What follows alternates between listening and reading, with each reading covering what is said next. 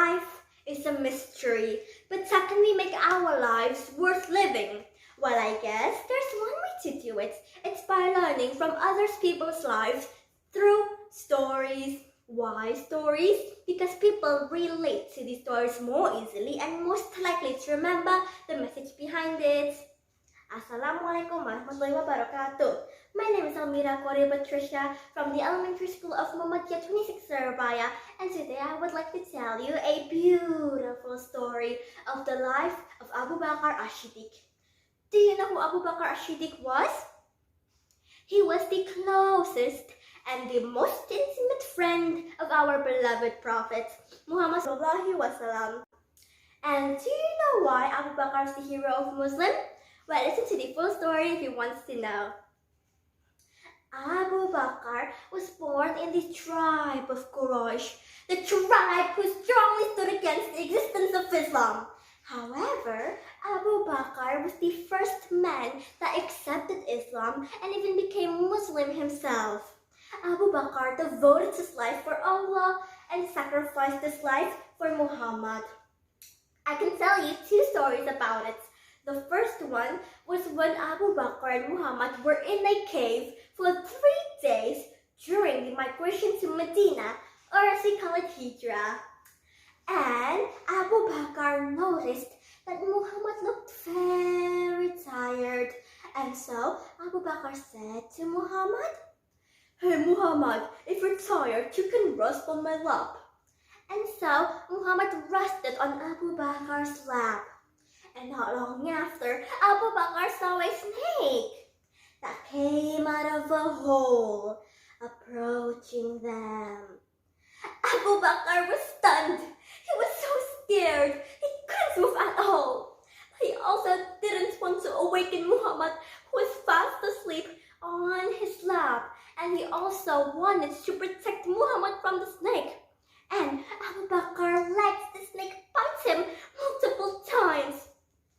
And Allah knew that he was trying to protect Muhammad by sacrificing his life. And so Allah gave Abu Bakar a miracle. Abu Bakar was healed by Muhammad's saliva, or the water in Muhammad's mouth. The second story was when Muhammad was in Kaaba, and out of nowhere, the Qory started to surround him, and they started to beat him up and torture him severely. When Abu Bakar heard about this, he rushed to Kaaba and pushed himself in the middle of the crowd, placing him between Muhammad and the attackers. And Abu Bakar said to them, "Hey everybody, would you kill a man because he said that Allah is his Lord?" The Qory started to get really mad at him. They started to beat him up and torture him severely. That blood started to cover his head and his hair. Well, not only he was trying to protect Muhammad by sacrificing his life, he was actually a very successful businessman. He was so generous that his trading friends accused him of making a great mistake. They said, "Hey Abu Bakar, you're such a loser for embracing Islam. You know you'll face great loss upon your business and upon yourself." And Abu Bakar replied to them, "No. Embracing Islam is dealing with this faith is the best success I've ever made." Well, he even spent most of his wealth, his treasure, his fortune for zakat to help many Muslims, to help the rise of Islam, and to help to free many Muslim slaves.